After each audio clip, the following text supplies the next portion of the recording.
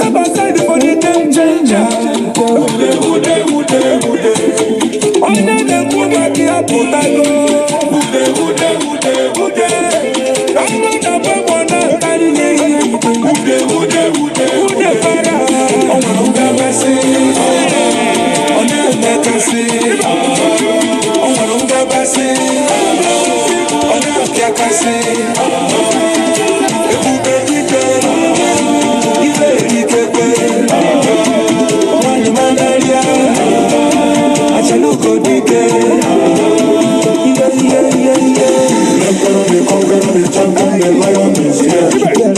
All of you never knew that EBUBE and this Biafra movement was for your liberation.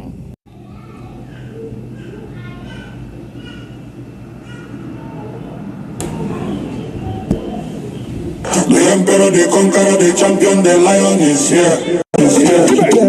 All of you never knew that EBUBE and this Biafra movement was for your liberation.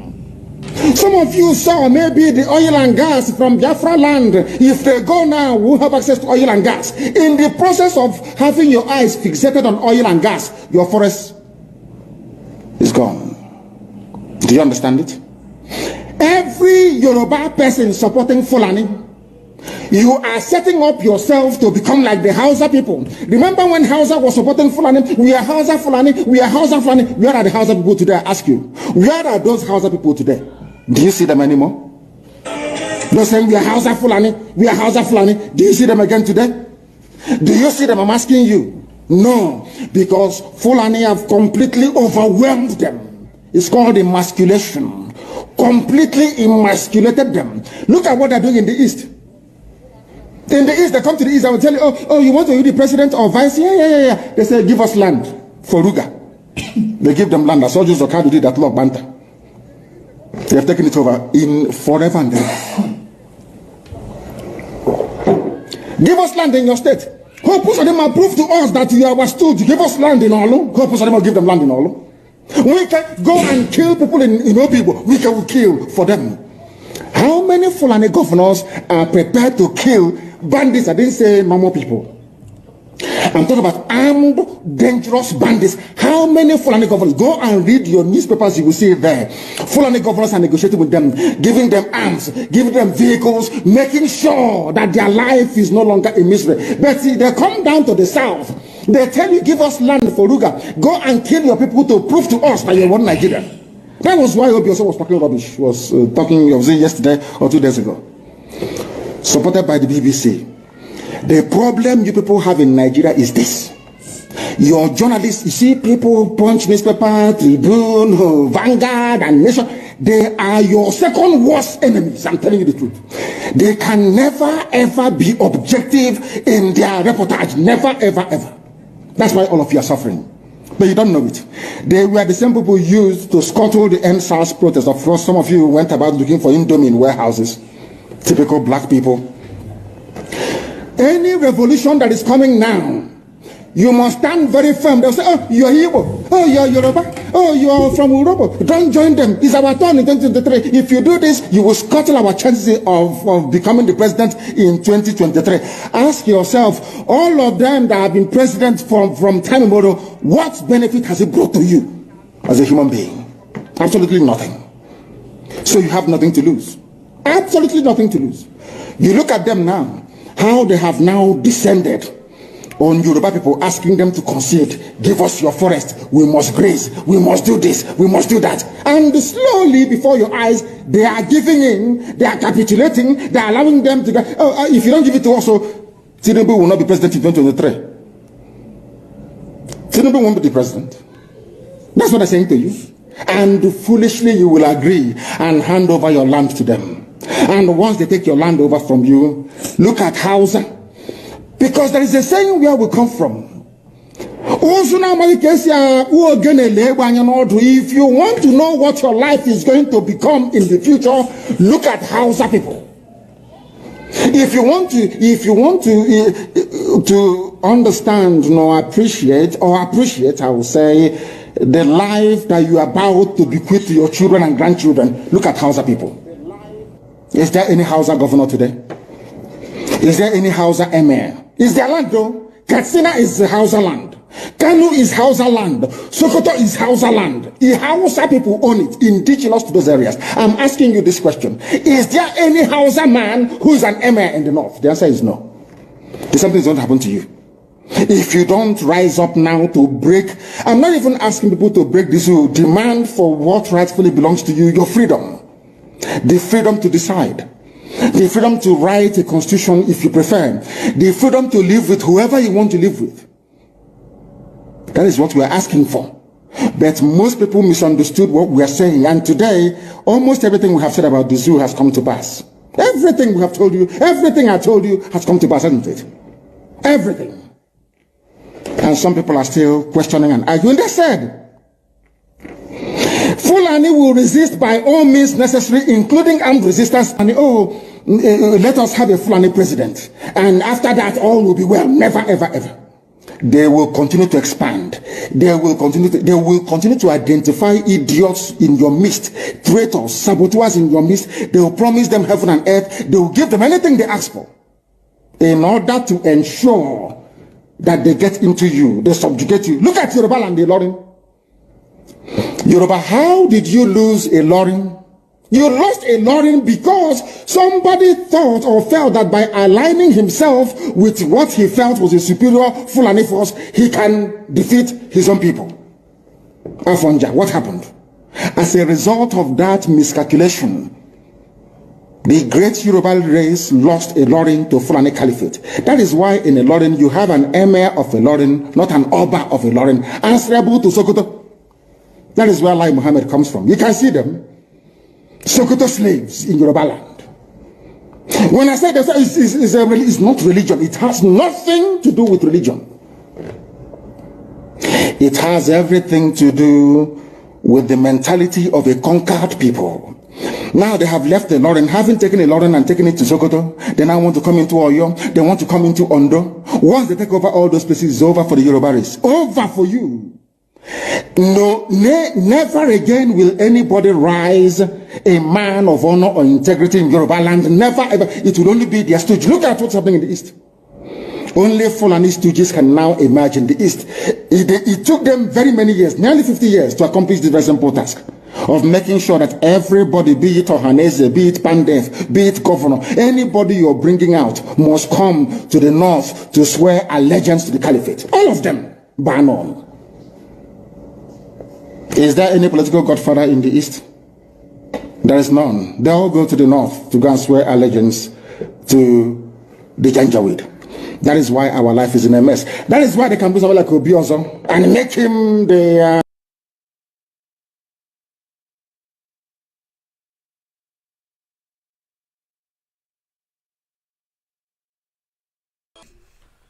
Good evening, good morning, good afternoon, great and wonderful people of Biafra, lovers of freedom all over the world. I greet you and I welcome you to this evening, morning or afternoon, depending on where you are watching from. It is very, very important that we share this message, because the reason why I am actually trying to do this, it is because so many of us are confused today. One thing or the other has made so many of us to be very, very confused that we are not aware of what we are fighting.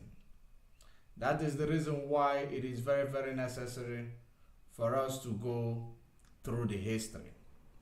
Because whatever that is the problem of our people, history, has a lot of role to play. History has a lot of role to play. That is the reason why we continue to tell you that a person who does not know the background or the root cause of their problem, of the problem of our people, will not be able to, give them freedom. That brings us back to the agent provocateur and their activities.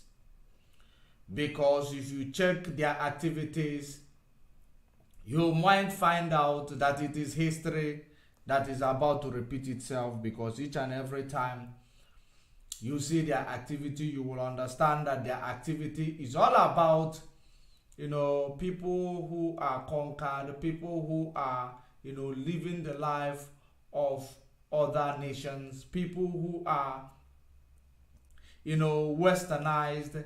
They are the ones who are trying to, claiming to be giving you freedom.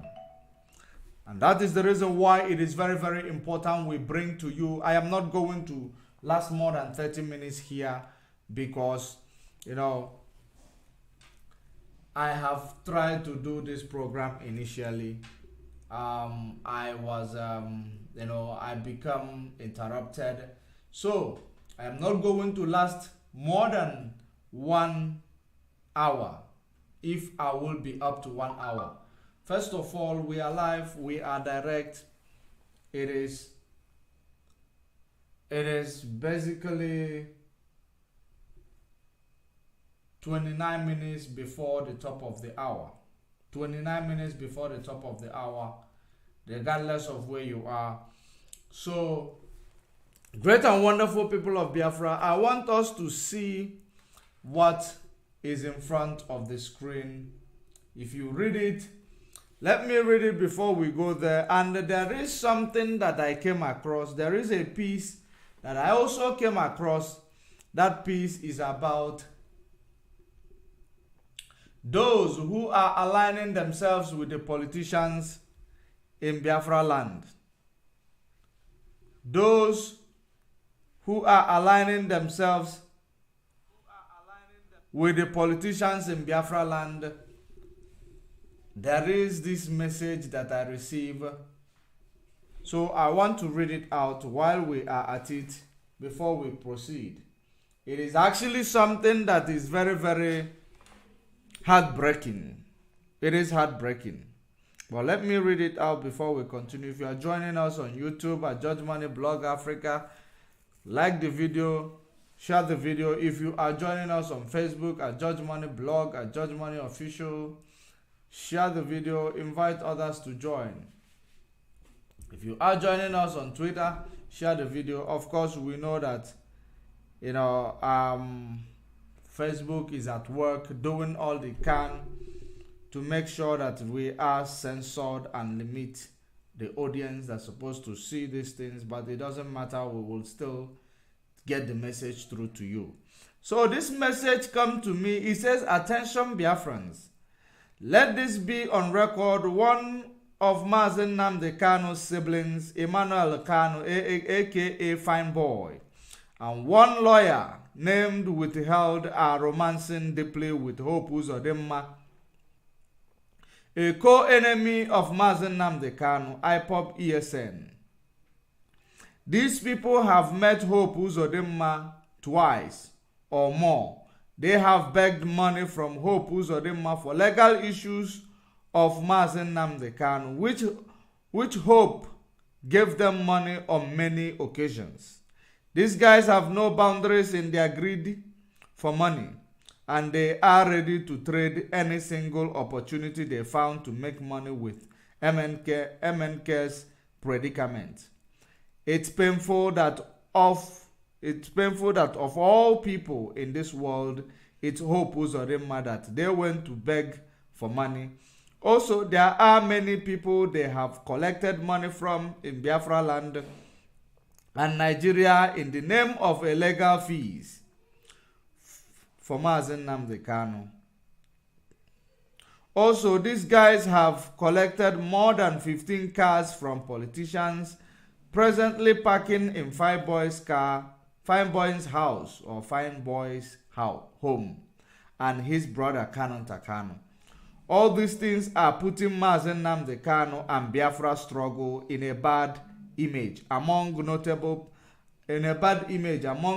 people, and that's why most of our Igbo elite and leaders are not talking for the unconditional release of Mazen Nnamdi Kanu, because the impression Fine Boy and his other siblings are showing to people is that the struggle is a business for them and they must take every advantage.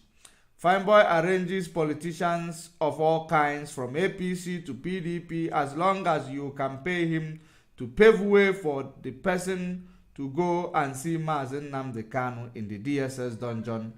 And if anything happens tomorrow, they will start shouting and blackmailing the IPOB DOS.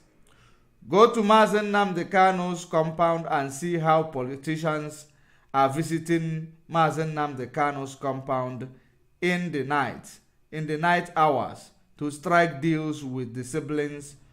We must all be very careful. We are in a sensitive period in this struggle to restore Biafra. All this romance with politicians like Hope Uzodinma and others must not be tolerated while Mazen Nnamdi Kanu is still in the hands of the enemy. It is dangerous to Mazen Nnamdi Kanu and Biafra struggle. A word is enough for the wise. This is, a piece that I received, yesterday. I received this piece yesterday. I was not able to access it yesterday because I couldn't, do a proper broadcast.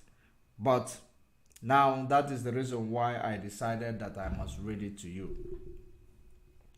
And it is very, very important that our people know that these people we call Mazen Nnamdi Kanu's siblings, what they are doing, they are taking advantage of this struggle. They are taking advantage of their brother.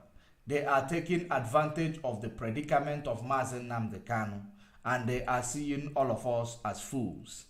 That is the reason why in this piece that I've seen here, they look for who they will actually go and align with or romance with or to beg for money. It is Hope Uzodinma, the man that kills Biafrans like nobody's business, the man that take the livelihood of our people away from them. It is the man that they decided to go and be romancing just for the sake of money, because there is no other reason why you will, that I will understand or that will be understandable for them to be,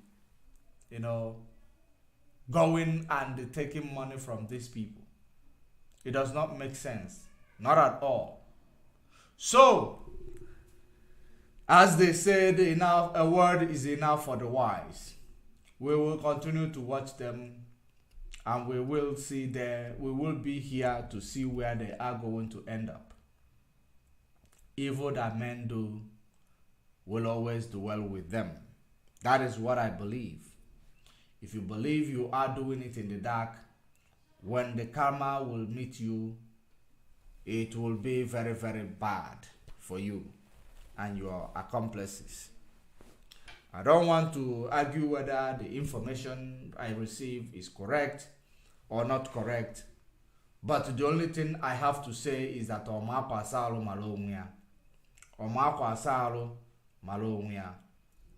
it is very, very important. So, great and wonderful people of Biafra, that is a digression. The real reason why I am here this evening, it is to talk about, the colonial statements in 1833, in 18th century 35, in the year 1835. That is the time the Lord Macaulay or Macaulay address to the British Parliament 2nd of February 1835.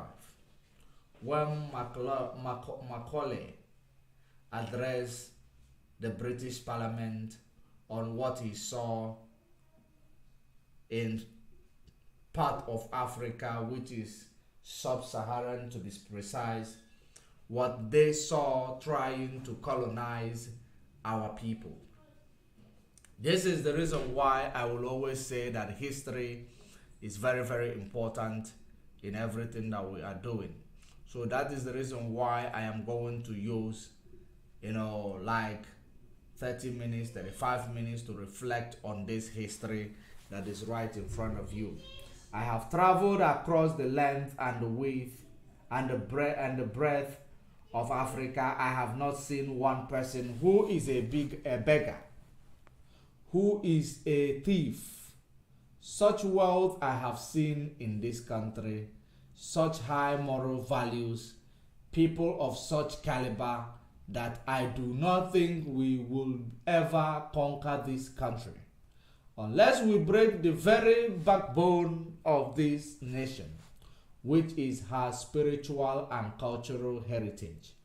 And therefore, I propose that we replace her old and ancient education system, her culture for if the African think that all that is foreign and English is good and greater than their own, they will lose their self-esteem, their native culture, and they will become what we want them, a truly dominated nation. This was a statement made by Macaulay, Macaulay's, in the British Parliament in the year 1835, which is the 18th century 35. So, in this time, this is when I always tell you that it is the only reason why these people were able to come in and manipulate us, the only reason why these people were able to enter our territory, it is because we are not,